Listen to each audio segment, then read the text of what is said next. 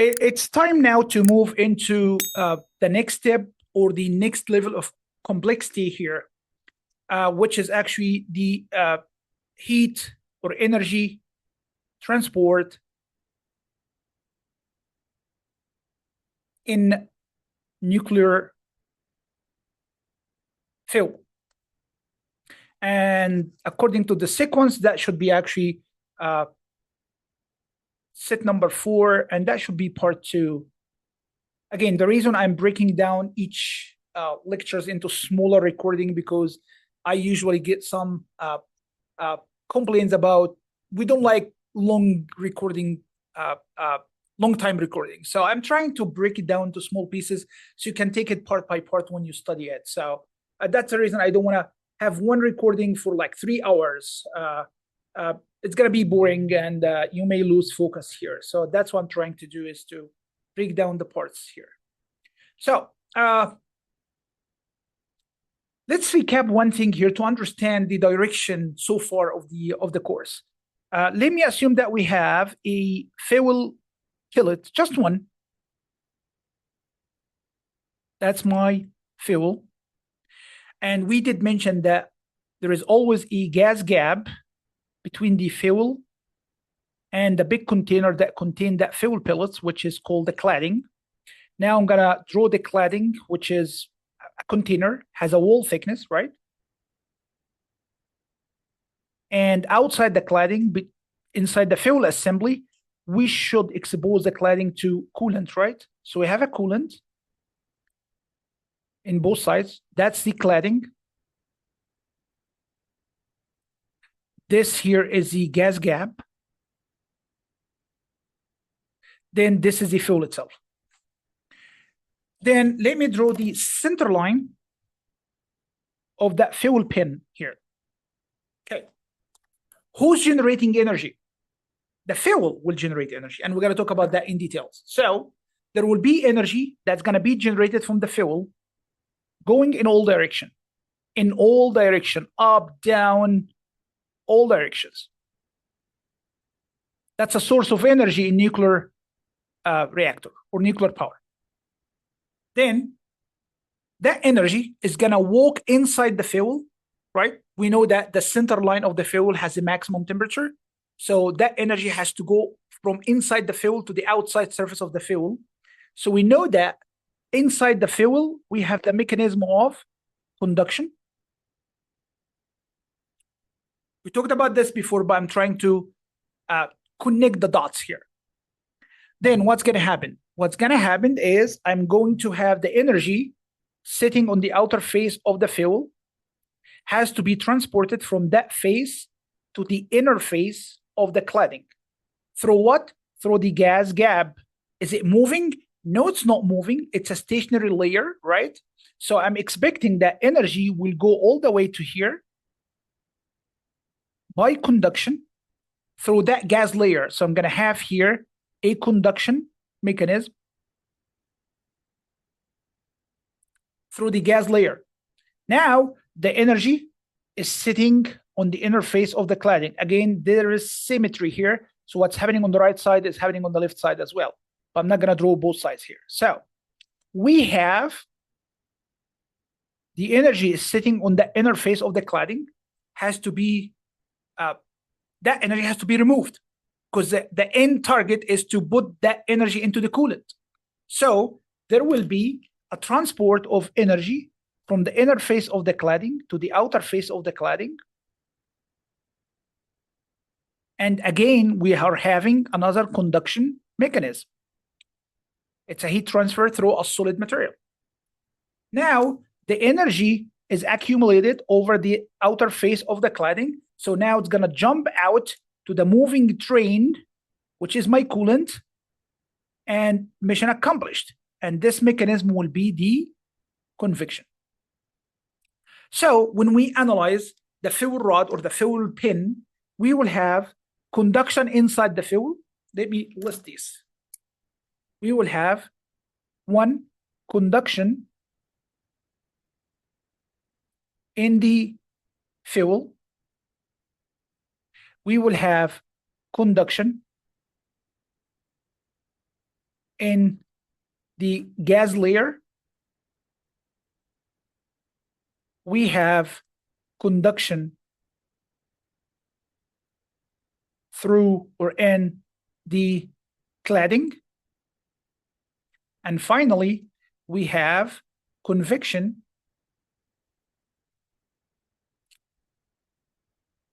in or to the coolant, right? Okay.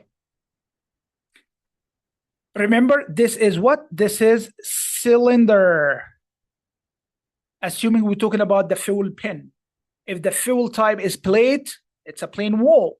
If the fuel type is a sphere, it's going to be spherical geometry. So, but I'm taking now this classical shape of a fuel. We are dealing with cylinder. Let's take them from the bottom to the top. About that convection, do we know? We did discuss convection in cylindrical shape, and we can present convection by a resistance, right? What was that resistance? It's 1 over H times A.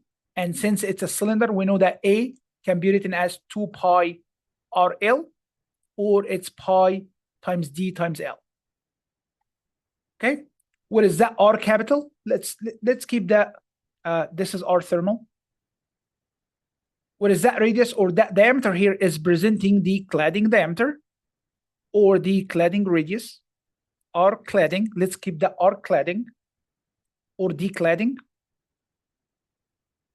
What I'm trying to say here that for that convection here, what we did learn about the thermal resistance can apply to it, which is good. So we know how to analyze that convection. Now, conduction through the gas, through the cladding. There is a conduction through the cladding here. That's kind of a cylinder. We did introduce a resistance that has natural log of R out over R inner divided by 2 pi times K times L. What is R out is the outer radius of the cladding. R inner is the inner radius of the cladding. So I can actually calculate that thermal resistance too. So that cladding simulation is completed. Looking to the gas layer, again, this is cylinder. I know the dimension of the outer radius of the gas layer, the inner radius of the gas layer.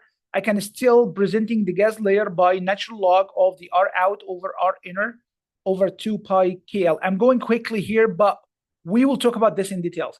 This is K for the cladding. This is K for the gas, right? So we can also analyze the gas gap. So the 3 here, it's already done. We know how to deal with them. Regardless of the shape of the fuel, if that's cylindrical, I'm going to use the resistance equation for cylinder.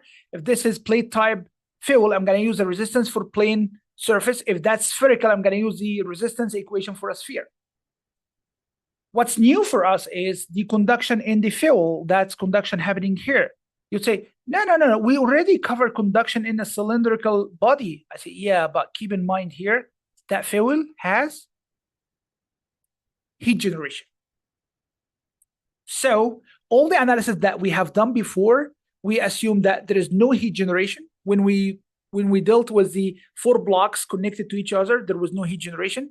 When we analyzed a plane wall or cylinder or a sphere, we didn't mention Q dot at all. And that's what make the nuclear fuel or conduction in the fuel different than what we covered before. So that's the weak point that we have so far, and that should be our next step, how to do the analysis for nuclear fuel that contains internal heat generation.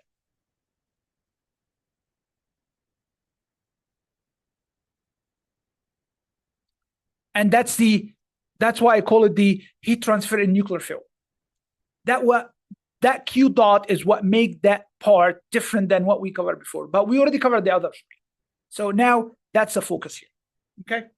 So before I get into it, let's recap the energy balance equation. Do you guys remember? Energy in plus energy generated equal energy out plus energy stored. And we did put a dot over each one of them. Energy in and energy out, that's the energy coming in or leaving out any part you are analyzing. And this could be by conduction, convection, and I don't mention radiation because we are excluding it, but it could be a third mechanism. Okay? For all the cases that we had before, this was gone out. This was 0. And this was 0 because we always having steady state. So if you have a steady state,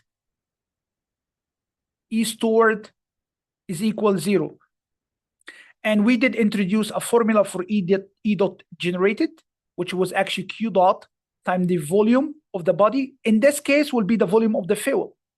So the total energy generated from any fuel shape here, regardless of how it looks like, it's going to be the internal heat generation, Q dot, multiplied by the volume of this guy. This has a unit of watt per meter cube, and the volume of that fuel is in meter cube.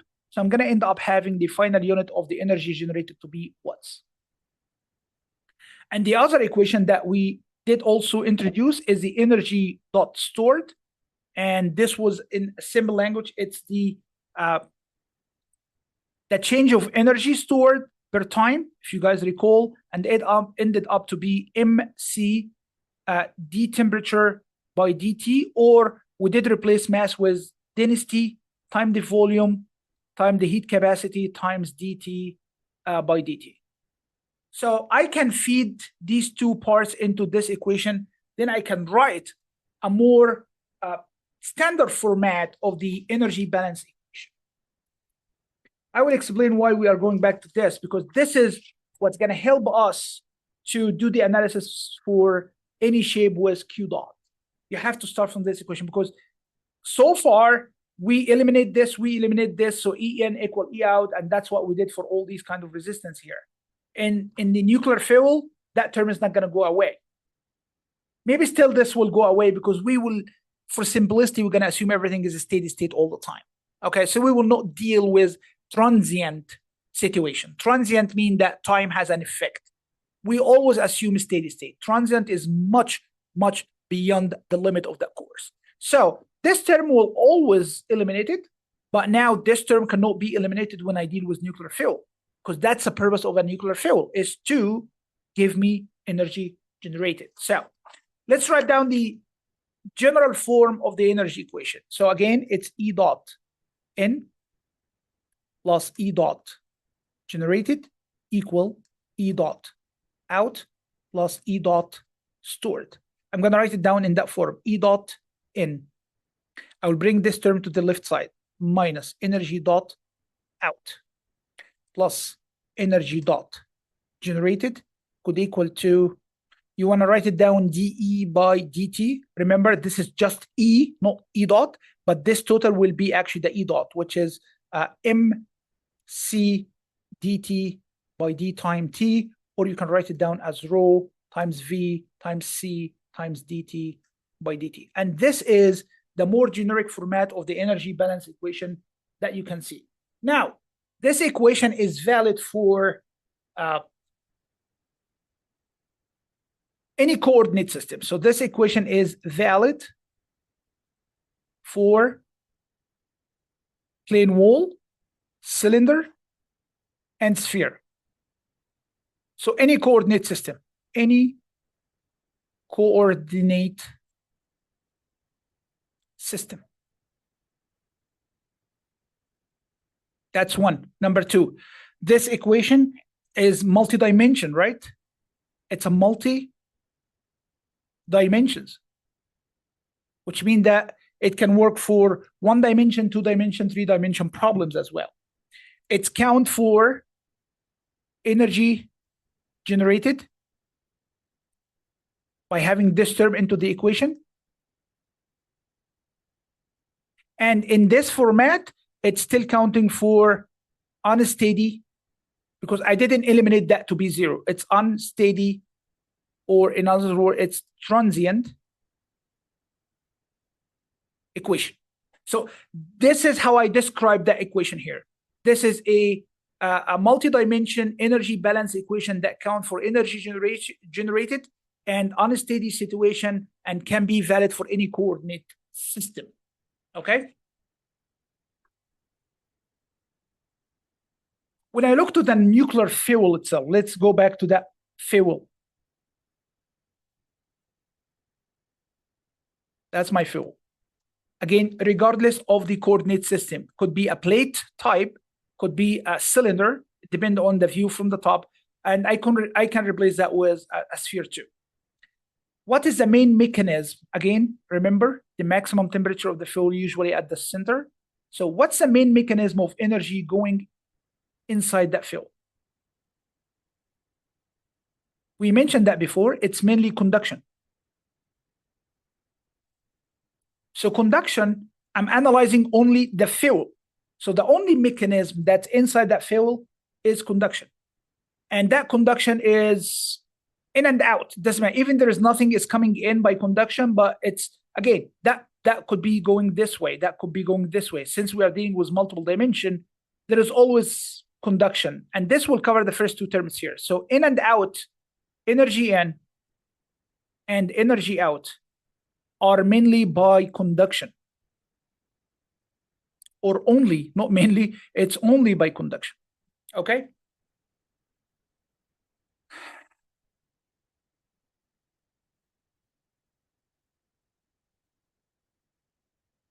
So, if we count only for conduction, what is the general equation that we learn about heat transfer by conduction? It's Q equal minus K times A times partial T by partial X if I'm solving in the X direction.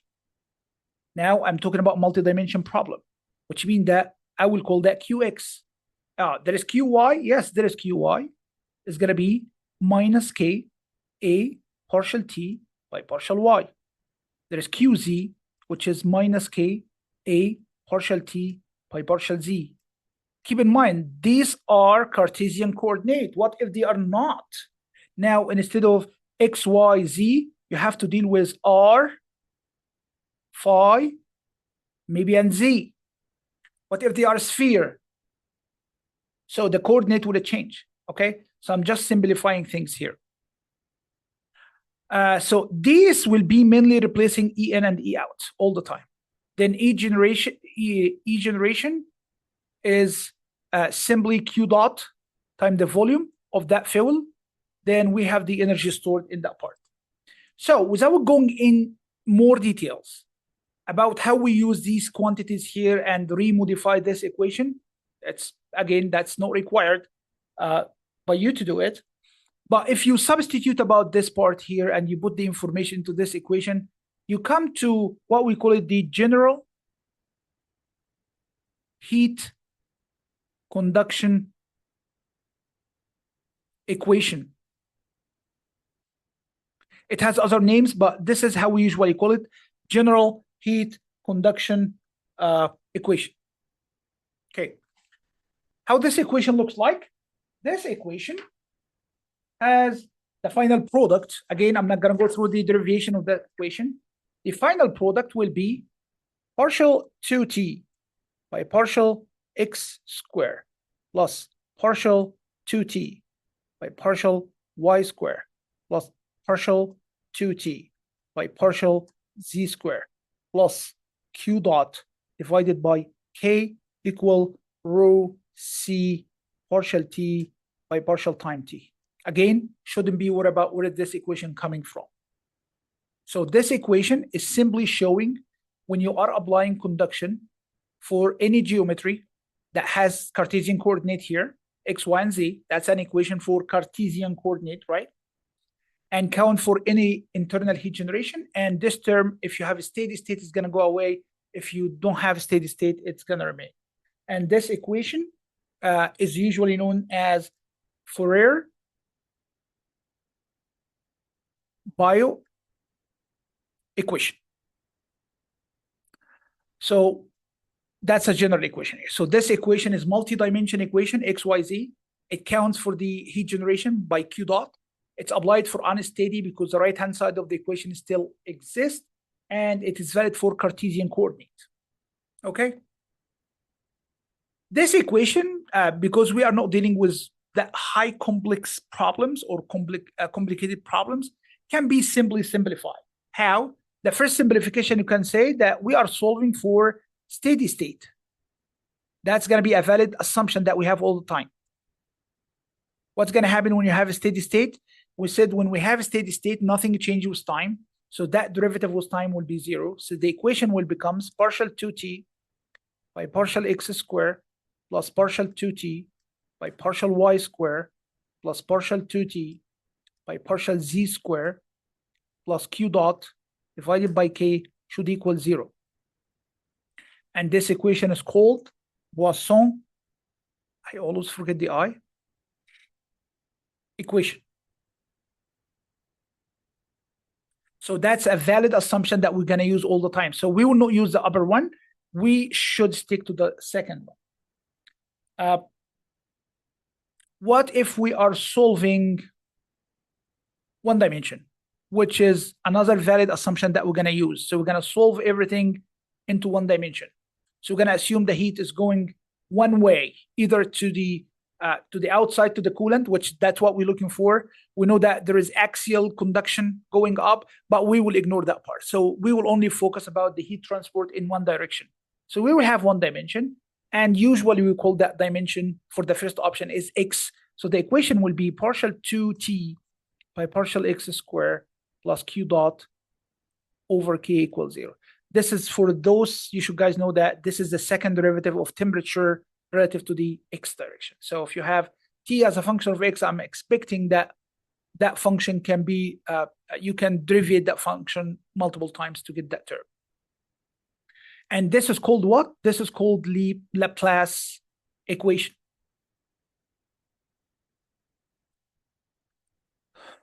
If we are not solving for nuclear fuel, want to go back to the one where no heat generation is added, this term will goes away, right? But now we need to use that for the nuclear fuel, so that term will be kept all the time.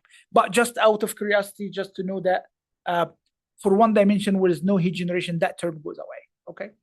And actually, let me write it down. If no q dot, the equation becomes partial 2t by partial x squared equals 0. And this is the equation that we use to assume that temperature is changing actually linearly inside plane wall. This is where we got that linear assumption that we used before, okay? But again, we passed this. Now we are going to focus on this equation here. Why we focus on this? Because this is q dot, and this is what's happening in the nuclear fuel. Okay? Keep in mind, all these cases here, the general equation and the special cases, only for what? For Cartesian coordinate. For Cartesian coordinate. Do you want to tell me that there is another equation here for cylindrical, and there is a third equation for spherical as well? I'm gonna show you the equations, but I'm not gonna write it down because we will not need them in this course. So these are the equations. If you have a cylindrical shape, this is the equation. 1, 2, 3 dimension. And instead of x, y, z, you have r, phi, and z. The q dot term is here, and this is the unsteady term. If you go for a spherical coordinate, you will have 1, which is r, phi is 2, theta is 3. These are the 3 coordinates of a spherical coordinate system. Then there is a heat generation, and there is the unsteady term. So yes, we have other 2 equations valid for cylindrical coordinate and spherical coordinate. You will have that slide or this information available for you. Then you can simplify that equation to go again for the one dimension. So if I want to write that one equation, equivalent equation for this in cylindrical coordinate, it will be 1 over r partial by partial r partial t by partial r plus q dot over k equals 0. So this is a one dimension heat generation steady, it is 0, right? For cylindrical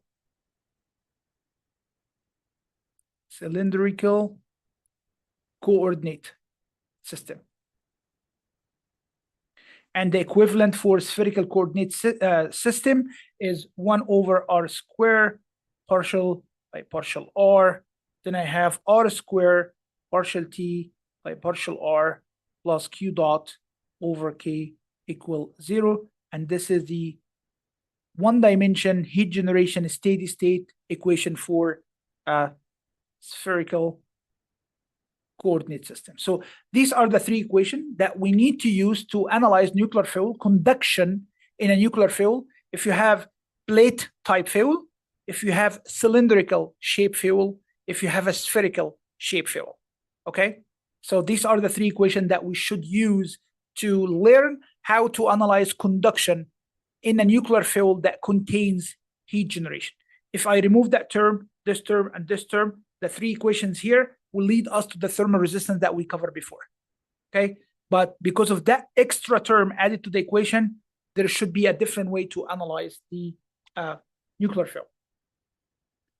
I'm gonna start by showing one case, and the way I'm gonna analyze it, it's not required for you to memorize or to. But I wanna you to know the approach, how we did it. Then I will give you the final results at the end. But again, for those interested in getting more details, that's how things work. So I'm gonna start using this equation to do the analysis for plate type nuclear fuel, and I will show you the end results, but the procedure and the methodology is not required from you. It's just an extra knowledge. Then I'm not going to do the analysis for cylindrical or spherical coordinate. I will provide this information to you in additional documents if needed. But again, I want to show you the approach, how we do it. And you cannot find that in any book. Very rare to find that written in a book. It just, things came by experience and learning from